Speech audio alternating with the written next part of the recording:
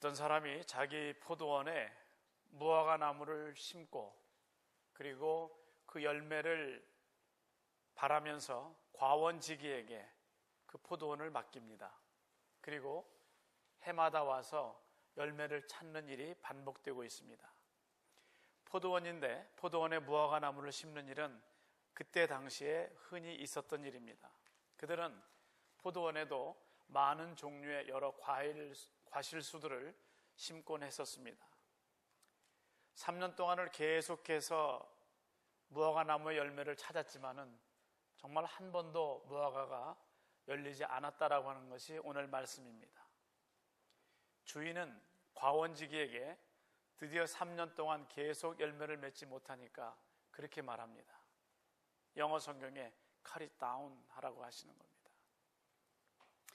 왜 어찌 땅만 버리게 하겠느냐, 없애버려라 라고 하는 것이 주인의 판정이었습니다.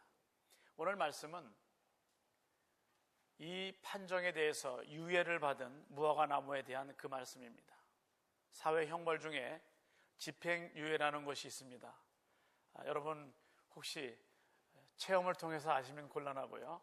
이 집행유예라고 하는 것은 예를 들어서 1년 징역에 3년 집행유예라고 하면 당신이 지은 벌로 해서는 1년 동안 감옥에 가 있어야 하지만 3년의 기회를 줄 테니까 3년 동안 반성하면서 더 이상 죄를 짓지 않으면 1년 징역 선고한 것이 무효하게 되는 겁니다. 그런 뜻이 집행유예입니다. 오늘 무화과 나무는 3년 동안 열매를 맺지 못한 걸로 봐서는 당장 찍어서 버려야 되지만은 과원지기가 주인에게 간청을 함으로 인해서 그 판정이 유예됐다라고 하는 것이 오늘 말씀의 가장 중요한 요지입니다. 무화과 나무는 매년 4월경이면 잎이 나온다고 하는 것입니다. 아시는 것처럼 무화과 나무는 특이하게도 꽃이 피지 않고 바로 열매가 맺혀지는 과실입니다.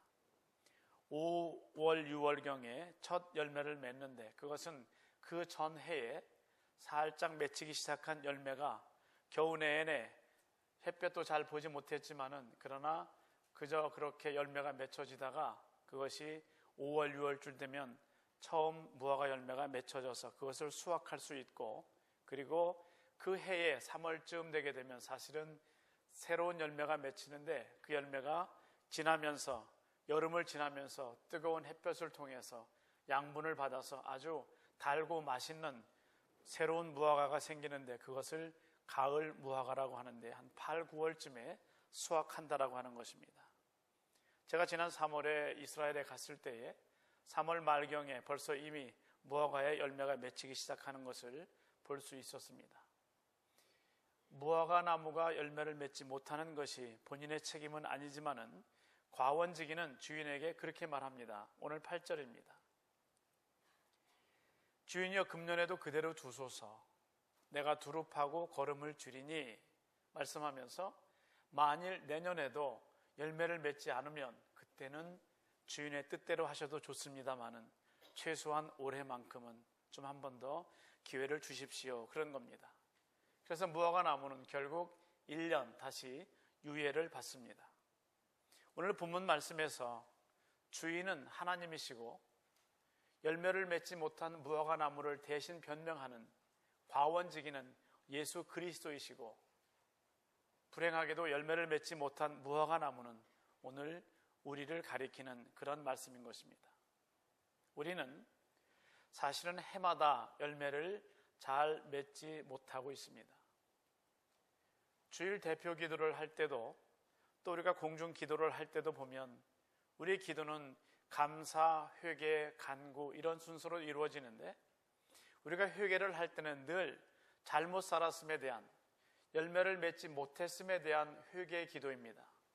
기도문을 잘 간수했다가 1년 후에 3년 후에 다시 기도해도 그것이 적용이 그대로 될 정도로 우리는 매번 결심하지만 열매를 잘 맺지 못하는 그런 신앙생활을 해오고 있습니다.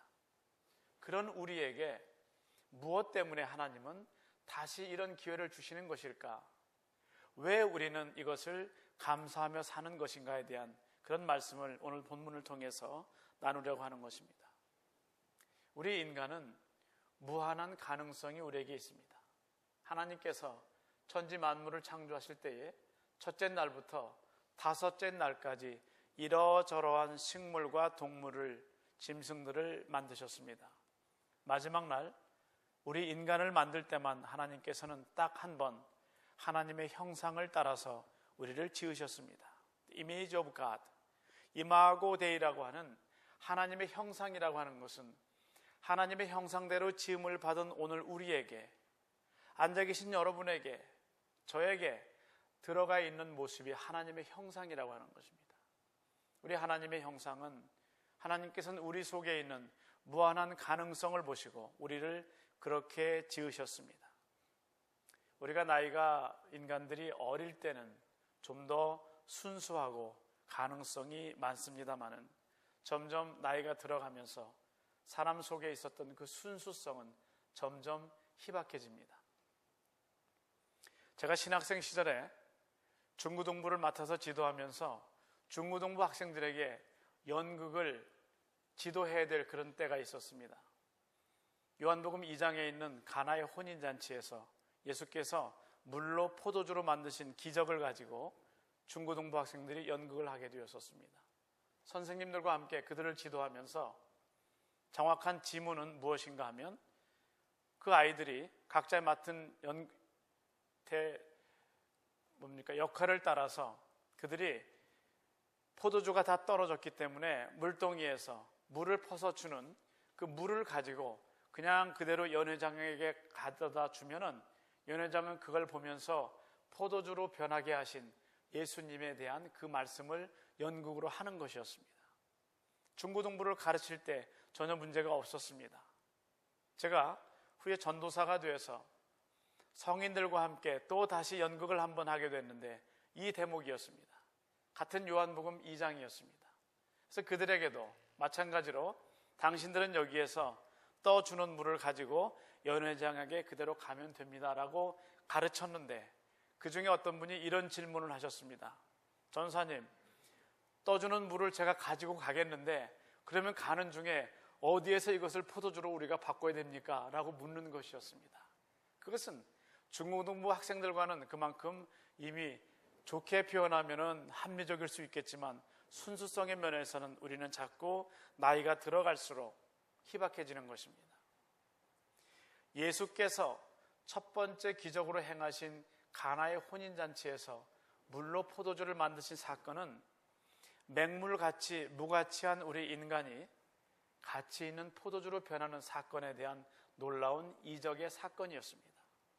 인간은 처음에 하나님께서 창조하실 때는 우리 모두가 다 성공적인 삶을 살도록 그런 바탕으로 창조가 되었습니다.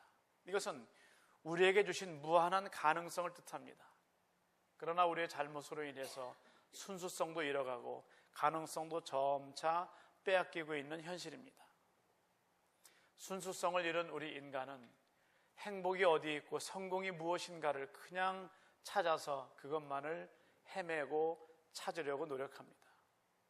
마테르 링크가 쓴 파랑새라고 하는 소설에서 딸아이의 죽음을 앞두고서 그 희망을 상징하는 파랑새를 찾으러 나가는데 산을 넘고 물을 건너고 헤매고 아무리 열심히 찾지만은 파랑새를 찾지 못합니다. 그리고 기진맥진해서 이제는 희망을 다 접어두고 그리고 포기하는 마음으로 집에 들어오는 순간 자기 집에 와보니까 자기 집 처마 밑에 파랑새가 집을 짓고 있는 것으로 그 소설은 우리에게 가르쳐주고 있습니다.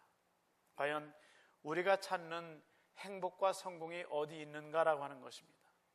우리 인간들이 너무나 지혜와 힘을 남용하기 때문에 현자들이 인간의 행복과 성공을 어디엔가 좀 빼앗아서 감춰두기 위해서 회의를 합니다. 현자 첫 번째 사람이 그렇게 말합니다. 제가 생각하기에는 이것을 인간의 행복과 성공을 깊은 땅 속에 묻어두면 될 것 같습니다. 한참을 생각하던 지도자가 현자 리더겠죠. 그분이 그렇게 말을 합니다. 아무리 깊은 땅 속에 묻어두어도 인간들은 분명히 그것을 파내서 행복과 성공을 가져가고 또 남용할 것이다 라고 말합니다. 다시 침묵이 흐르고 그 다음 현자가 이렇게 말합니다. 그러면 우리가 깊은 바닷속에 묻어두면 어떻겠습니까? 다시 답을 합니다. 깊은 바닷속에 두어도 인간들은 다시 거기를 파고 들어가서 그 행복과 성공을 찾아낼 것이다 라고 말합니다. 세 번째 다른 현자가 생각하다가 깎아지는 높은 절벽에 있는 산 꼭대기에 인간의 행복과 성공을 두면 어떻겠습니까? 역시 인간들은 산 꼭대기를 찾아 올라가서 거기에서 행복과 성공을 찾아내서 남용하게 될 것이다 말을 합니다. 마지막 한 현자가 말하기를 혹시 인간들의 가슴 속에 묻어두면 어떻겠습니까? 말합니다. 그럴 때 무릎을 치면서 거기가 가장 안전한 장소라고 말을 했다라고 하는 것이 탈무드에 나옵니다. 우리 인간들이 그토록 바라고 찾는 우리의 행복과 우리의 성공은 우리의 가슴 속에 있습니다. 성공의 요소를 저 멀리서 찾기 위해서 노력하지만 그러나 내 속에 무한한 가능성이 있는 것은 하나님이 우리 속에 행복도 성공도 주셨기 때문에 그렇습니다. 다만 우리 속에서 순수성을 회복하는 것이 더 급선무로 해야 되는 일인 것입니다. 비록 우리의 삶 속에서 하나님을 기쁘시게 해드릴 만한 성공의 열매가 보여드릴 만한 열매가 없다 할지라도 열매를 맺을 수 있는 가능성을 보시고 또 다시 우리에게 기회를 주시는 하나님의 은혜를 감사하게 여길 수 있는 여러분이 될 수 있기를 바랍니다. 저는 의학을 공부한 적이 없어서 모릅니다마는 우리 몸에 상처가 났거나 혹은 병이 생겼을 때에 꼭 약을 먹고 낫지 않는 그런 방법으로라도 하나님은 우리의 몸이 저절로 저항성을 가지고 병을 대처할 수 있는, 그래서 치료될 수 있는 그런 시스템을 우리 몸에 주셨다고 하는 것입니다. 예를 들면 백혈구의 역할 같은 것이 그런 것입니다. UC 캘리포니아 대학의 길포드 박사는 인간은 대체로 타고난 두뇌의 30% 미만을 사용한다라고 하는 것을 그는 말하고 있습니다. 옛날에는 젖소 한 마리가 1년 동안에 생산해내는 우유가 400파운드쯤 됐었다고 합니다. 최근 여러 기술의 발달로 가장 최근의 기록으로 젖소 한 마리가 1년에 생산해낼 수 있는 우유는 이제는 400파운드에서 4만 파운드라고 하는 것입니다. 인간들의 기술을 통해서라도 동물에게도 이만한 가능성이 개발이 되는데 하나님의 형상을 입고 태어난 우리가 정말 최선을 다해서 하나님의 도우심으로 일을 한다면 우리는 얼마나 큰 성공의 열매를 하나님께 맺어드릴 수 있겠습니까? 이처럼 무한한 가능성을 우리에게 주신 하나님의 은혜를 감사할 수 있는 이 계절이 될 수 있기를 바랍니다. 우리의 미래는 가능성으로 가득 차 있습니다. 포도원의 주인은 무화과를 하나도 발견하지 못합니다. 그러나 과원지기의 간청으로 다시 1년을 유예받는 것이 오늘 말씀입니다. 그것이 감사한 일입니다. 우리의 삶은 그렇게 내놓을 만한 것이 없었습니다. 하나도 그렇게 좋은 삶을 살아드리지 못했습니다마는 그러나 우리에게서 또 다시 가능성을 보시고 예수께서 친히 중재자로 나서신 것입니다. 예수께서 친히 중보자가 되셔서 하나님과 우리 사이에 화목제물로 오셔서 하나님의 심판을 예수께서 온몸으로 견디시면서 우리를 향한 심판을 지금도 유예하고 계신다고 하는 것이 오늘 말씀인 것입니다. 비유에 나오는 무화과 나무는 들판에 심어진 것이 아니고 비옥한 포도원에 심어져 있었습니다. 하늘에서 내리는 우로의 혜택을 많이 받았습니다. 넓은 땅에 과원지기에 보살핌과 돌봄을 받았습니다. 그럼에도 불구하고 열매를 맺지 못한 것이 오늘 본문에 나오는 무화과 나무요 바로 우리로 상징되고 있는 모습입니다. 우리는 하나님의 은혜 안에 살고 있습니다. 하나님의 넉넉한 은혜, 예수 그리스도의 우리를 향한 간구들, 성령의 역사하심, 목회자의 간절한 기도와 또 신방과 말씀 사역, 교우들의 따뜻한 보살핌, 이 모든 속에서 우리가 살아감에도 불구하고 해마다 열매가 없는 부끄러운 신앙인의 모습으로 우리는 지금까지 살아오고 있습니다. 그래서 우리를 향해서 우리가 열매 맺지 못하는 것에 대해서 하나님이 오늘 과원지기와 함께 대화하는 포도원 주인의 모습으로 어떤 말씀을 하시든지 우리는 그야말로 유구무원인 것입니다. 본문의 주인이 나무를 찍어버리겠다고 하는 이 판단은 사실은 성급한 것은 아닙니다. 주인은 참을 만큼 참았습니다. 계속해서 그 다음에 또 왔고 하면서 기대를 저버리지 않고 계속 참으면서 왔었습니다. 우리는 이제 더 이상은 우리를 향한 주님의 기대와 소망을 더 이상 무너뜨리는 우리가 돼서는 안 되겠다고 하는 것입니다. 이제는 우리가 좀 열매를 맺어야 될 때가 아닌가 하는 것입니다. 우리처럼 많은 은혜를 받은 사람들, 많은 죄 용서를 받은 사람들은 그만큼 더 큰 의무가, 신앙인으로서의 의무가 우리들에게 있는 것입니다.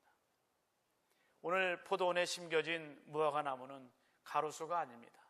보고 즐기는 관상수도 아닙니다. 그것은 유실수였습니다. 두 가지 측면에서 이 무화과 나무는 찍어버리기로 결정이 된 것이었습니다. 하나는 과실수가 과실을 맺지 못하기 때문에 더 이상 나무로서의 생명에 아무런 목적을 달성하지 못했다라고 하는 것입니다.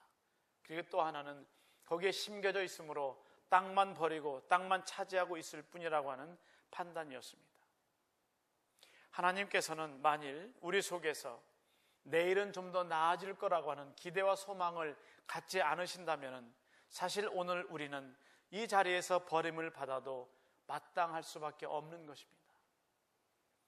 요나가 고기 뱃속에서 사흘을 견디다가 다시 육지로 토해냄을 받은 이유는 하나님께서 요나가 다시 니느웨 성으로 가서 말씀을 순종하고 온 니느웨 사람들에게 회개를 외칠 그 가능성을 보셨기 때문이었습니다.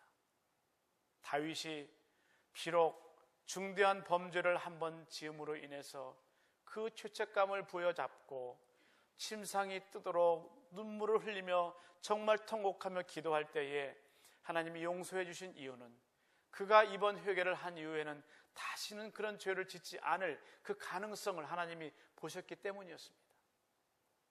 베드로가 예수 그리스도를 3번이나 모른다고 부인하고 나중에는 저주까지 하면서 부인했지만 그 베드로의 회개를 예수께서 받아주신 이유는 베드로가 회개한 후에는 다음에 이제는 십자가에 자기는 자신이 없어서 거꾸로 매달려 죽을 수 있는 그런 정도의 충성심과 회개가, 진정한 회개가 있을 것임을 예수께서는 보셨기 때문이었습니다. 오늘 우리를 이처럼 회개하시고 용서하시는 이유는 우리 속에 있는 가능성을 보시기 때문인 것입니다. 지금도 우리를 향해서 기다리시는 주님을 믿고 감사함으로 회개와 감사가 이어지는 이 계절이 될 수 있기를 바랍니다. 우리를 기다리시는 하나님의 자비와 인내는 우리가 아무리 기억해도 정말 지나치지 않은, 꼭 기억해야만 되는 것입니다. 사랑은 성경 말씀에서 오래 참고 온유하며 모든 것을 바라며 모든 것을 견딘다라고 말씀합니다. 이런 사랑의 황금률을 주신 예수께서는 우리에게 그런 사랑으로 지금도 함께 하십니다. 오늘 우리에게 내일의 가능성이 아무리 있다 할지라도 오늘을 참으시는 그 사랑, 우리를 향해서 기다리시는 그 사랑 때문에 우리가 또 내일을 살아갈 수 있는 것입니다. 베드로후서 3장 9절은 우리에게 이렇게 말씀하고 있습니다. 주의 약속은 어떤 이의 더디다고 생각하는 것 같이 더딘 것이 아니라 오직 너희를 대하여 오래 참으사 아무도 멸망치 않고 다 회개하게 이르기를 원하시느니라. 이런 말씀입니다. 우리를 보시면서 참아주시는 하나님의 은혜에 감사하며 우리가 살아야 될 모습이 있다면 그것은 성실함입니다. 저는 크리스찬이라는 단어와 그리고 가장 조합하기 좋아하는 단어가 저로서는 성실함입니다. 일반인이 따를 수 없는, 주님이 보셔도 인정하실 수 있는 그런 성실함이 우리에게는 꼭 필요한 것입니다. 또 오늘도 부여받은 생명이기 때문에 우리는 또 하루를 성실하게 열심히 살아야 될 그런 책임이 우리에게 있는 것입니다. 한국에서 지금도 계속 인기 중에 되고 있는 진행되는 프로그램 중에 하나가 전국 노래자랑이라고 하는 것입니다. 이것은 송혜라는 분이 맡아서 33년째 계속 인도를 해오고 있는데 이 프로그램이 굉장히 인기가 있다고 하는 것입니다. 한번 월간지에서 그것을 특집으로 다뤘습니다. 왜 이 프로그램이 그렇게 인기가 있는지. 그래서 그것을 자세하게 정독을 했습니다. 송혜 씨는 항상 토요일에 녹화를 하는데 그 전에 해당 고장에 내려간다고 하는 겁니다. 예를 들어서 충남 예산이면 충남 예산으로 그 전날 내려가서 그래서 동네 곳곳을 좀 살펴보고 이 동네에는 뭐가 특징인지를 살펴본다고 하는 겁니다. 그리고 그 기사에서는 송혜 씨가 30년째 하고 있는 의식이 하나가 있는데 그것은 그 동네에 공중목욕탕에 가는 것이라고 합니다.